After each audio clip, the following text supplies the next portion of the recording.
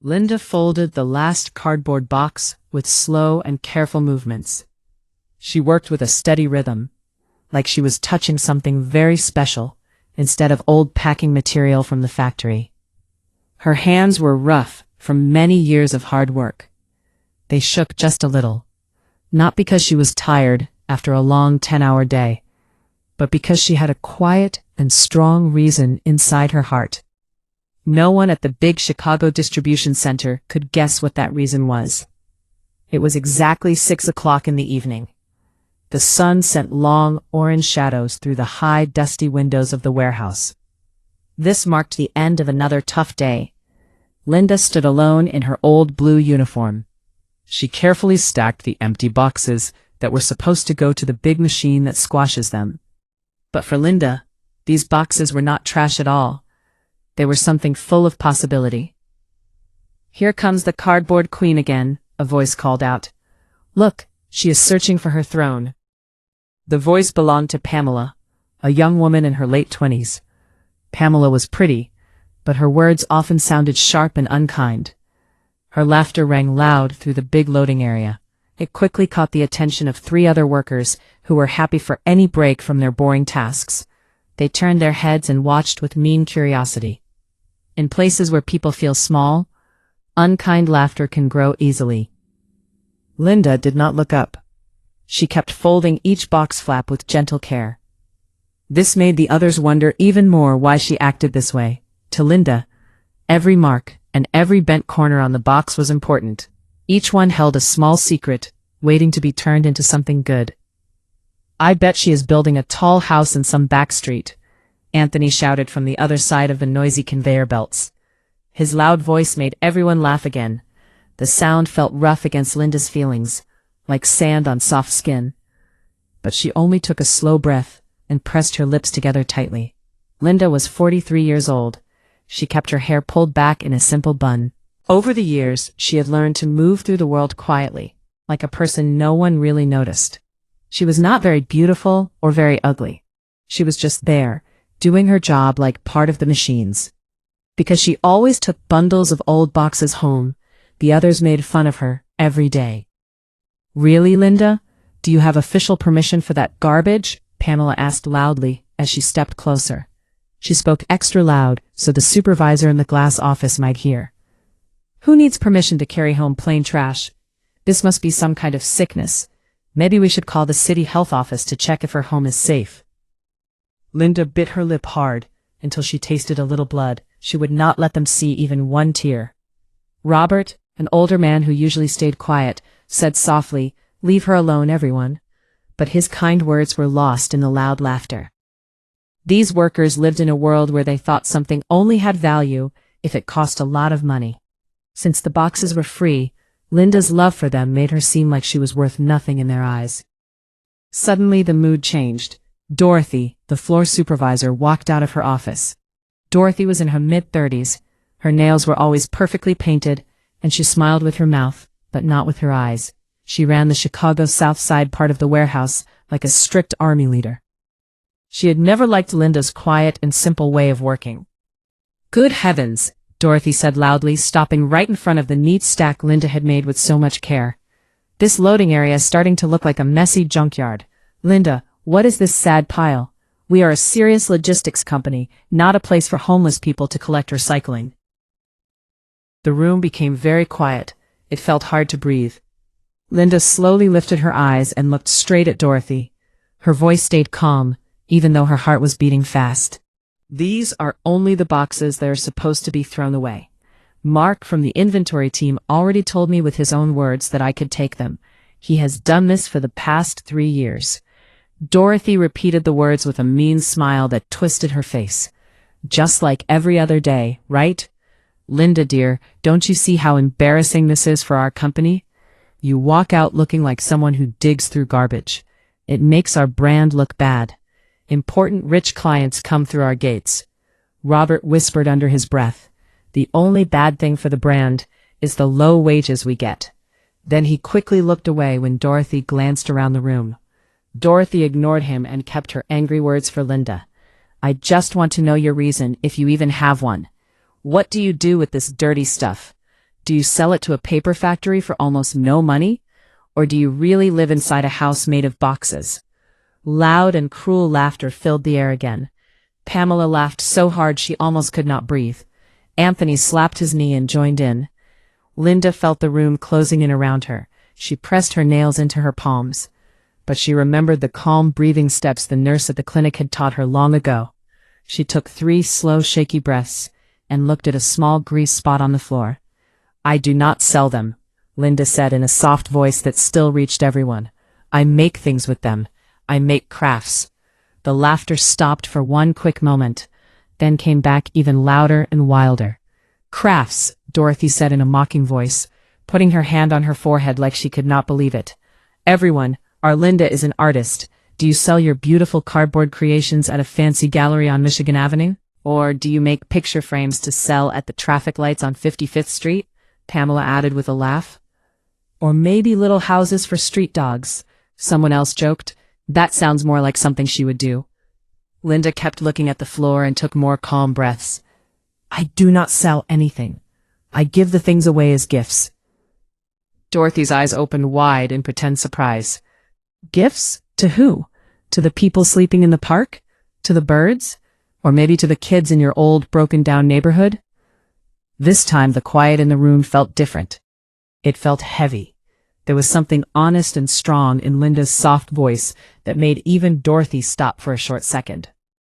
"The children," Dorothy repeated, still trying to sound mean but a little less sharp.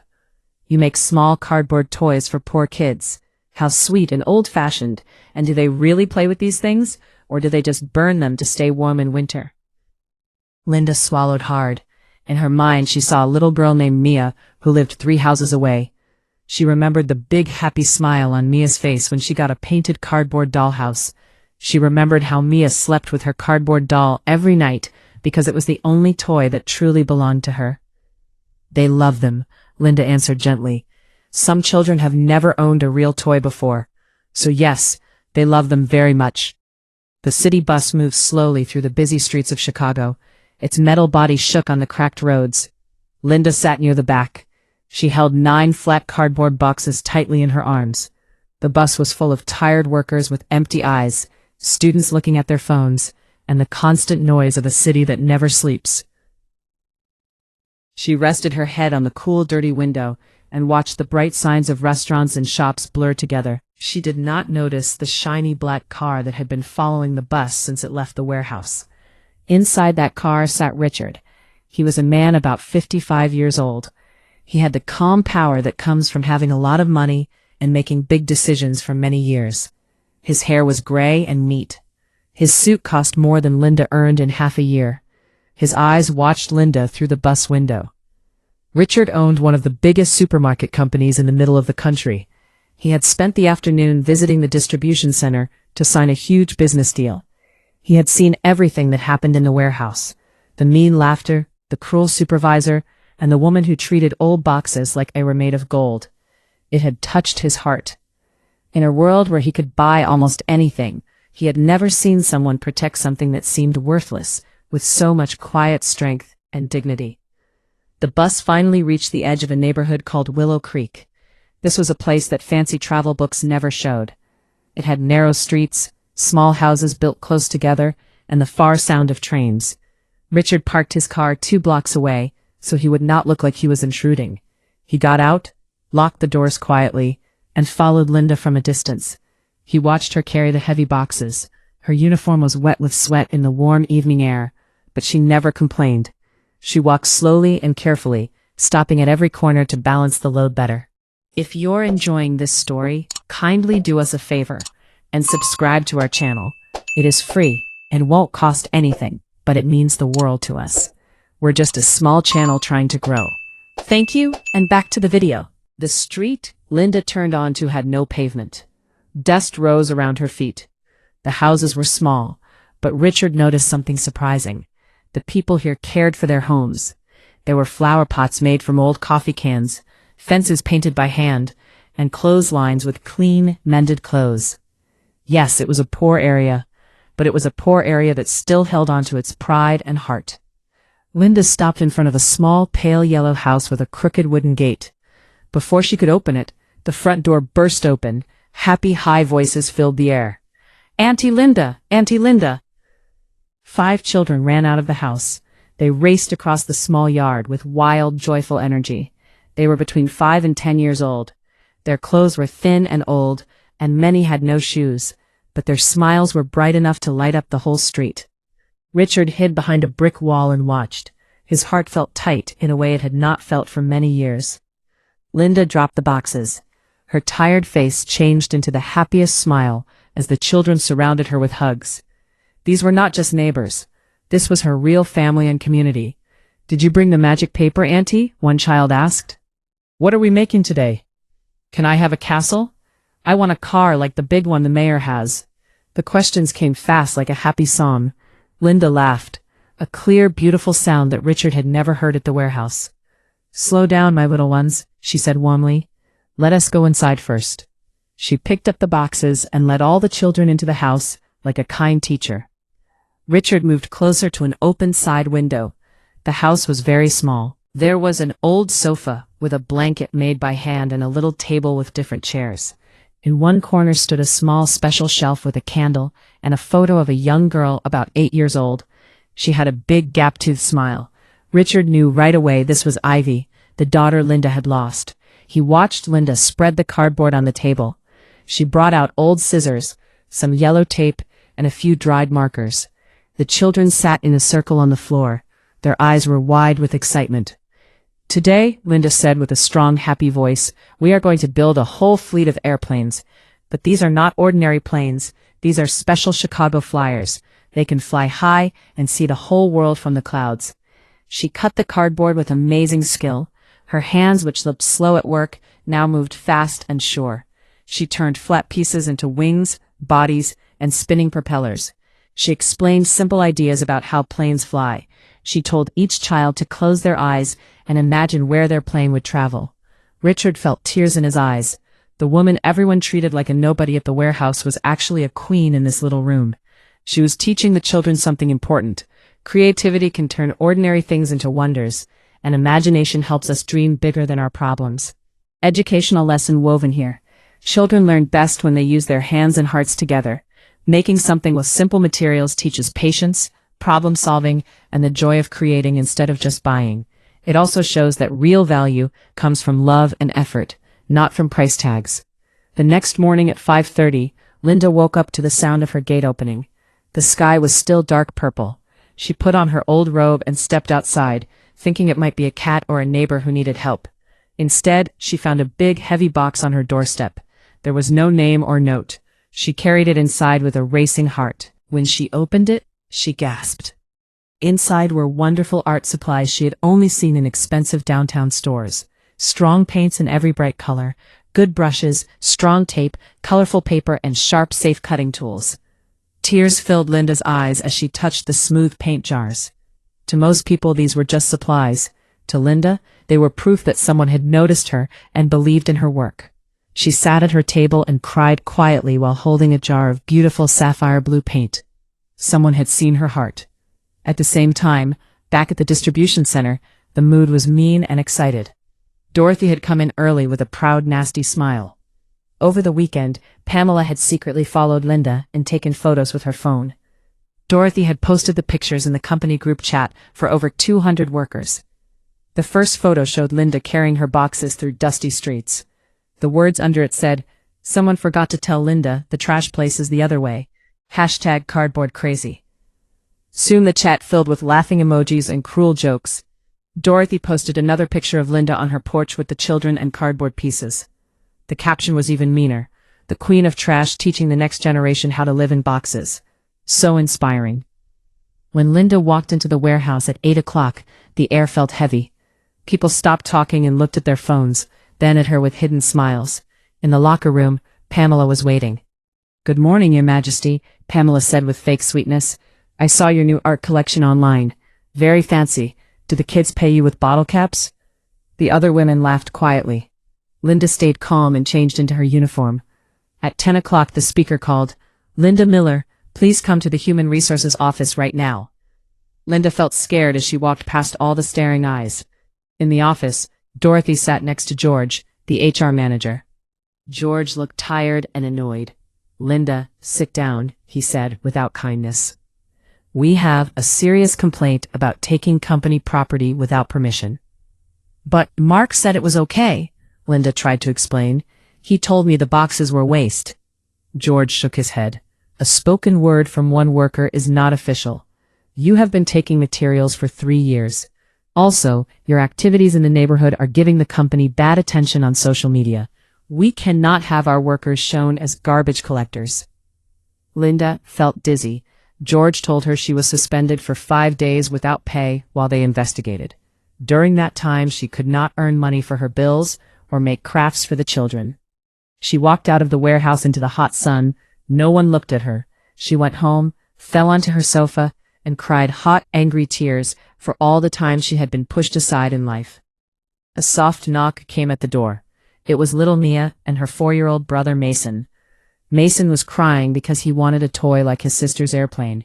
Linda looked at the new art supplies on her table, thought about her empty bank account, and almost said no. But then she saw the photo of her daughter Ivy, and remembered the promise she made at the cemetery. She would never let any child in this neighborhood feel forgotten. She knelt down and told Mason, "I'm going to make you the fastest car in Chicago. It will be sapphire blue." As she worked, the phone rang. It was Richard. He explained he had seen everything and had sent the art supplies. He asked if he could make a short video about her work so the world could see the beauty she created from old boxes. "If it helps the children," Linda said, "you may film whatever you want." The 5 days of suspension became busy and hopeful. They filmed Linda's gentle hands turning cardboard into colorful dreams. They talked to the happy children and proud parents. The video showed how one woman's kindness was building a stronger community. When Linda returned to work on Monday, the warehouse was preparing for a big company meeting at 3 o'clock. All workers and important bosses had to attend. Dorothy set up a big screen and told Linda to sit in the front row for a special recognition. In the full auditorium, Dorothy showed the mean photos and laughed at Linda in front of everyone. She asked if Linda really thought old boxes had any value. Then a strong voice from the back said, "It is time to see the full story." Richard walked to the stage. He was the big investor who could decide the future of the whole warehouse. He stopped the mean slideshow and played the beautiful video instead. The room became completely quiet. The video showed Mason's joyful face when he received his blue car. It showed the children saying, "Auntie Linda makes the world pretty. She remembers us when others forget." It told the story of Linda's lost daughter Ivy and how she turned her sadness into love for other children. When the video ended with the words, "The Ivy Heart Project, where trash becomes treasure," no one was laughing. Many people cried. Shame filled the room. Richard spoke clearly. "You saw trash, Linda saw hope. Which one of you is the real professional?" Robert started clapping first. Soon the whole room stood and clapped loudly for Linda. People shouted, "We are sorry and you are amazing." Dorothy and Pamela looked small and ashamed. George told Dorothy to wait in his office. Her time at the company was over. Richard knelt in front of Linda and offered her a wonderful new future. He wanted to turn the Ivy Heart Project into a real organization with a big space, trucks, and helpers. Linda would be the director. She would never fold boxes for a small paycheck again, only for love. 1 month later, Linda stood proudly in front of a bright new building on the south side. The sign read the Ivy Heart Foundation in the same beautiful sapphire blue. Shelves were full of materials. Walls were covered with children's smiling photos. Robert left the warehouse to help run the logistics. Even Pamela came on weekends to volunteer and try to make things right. The foundation grew quickly. Schools brought students to learn about creativity and recycling. Businesses donated extra materials. Everyone began to understand that old things can become new treasures when touched by imagination and care. Educational lesson. Recycling is not just about saving the earth. It is also about seeing beauty and possibility in what others throw away. When we reuse materials, we teach children to be creative, careful with resources, and kind to our planet. This builds problem-solving skills and respect for the environment. Linda stayed humble. She still wore a blue shirt, but now it had the foundation logo. 1 year later, a tired woman walked in holding a little boy's hand. It was Dorothy. She had lost her job and was struggling. She asked for help for her son. Linda did not remind her of the past or ask for sorry words. She simply smiled and said, "Welcome to the Ivy Heart Foundation. We are about to build a castle. Would you like to help?" Dorothy cried as she watched Linda teach her son how to fold cardboard with love. As the years went by, the children Linda helped grew up strong. Mia studied art. Mason became an engineer and said his blue car started his dream. The foundation opened in other cities, but Linda always stayed close to her neighborhood, because the most important work happens at small tables with scissors and big dreams. She had taken her deep sadness over losing Ivy and turned it into a garden of joy for many children. Her daughter's memory lived on in every laugh and every cardboard toy. Linda's story teaches us something important as we grow older. Our real value is not in how much money we make or what job title we have. It is in the kindness we give and the love we share. A simple cardboard box can become a treasure when it is filled with imagination and care. In a busy world that tells us to want more and more, the wisest hearts know that enough and giving bring the deepest peace. We should never be too proud to notice the quiet people around us. Kindness never loses its value. It grows when we share it. It is never too late to start building your own Ivy heart, to forgive, to help, and to turn ordinary moments into something beautiful. In the end, we are all carrying our own boxes through life. The lucky ones learn, like Linda, to turn them into gifts of hope for others. Thank you so much for watching this story. Please like this video, leave a comment, share it with your friends, and kindly subscribe to the channel. We post new videos like this every day. Thank you, and see you on the next video.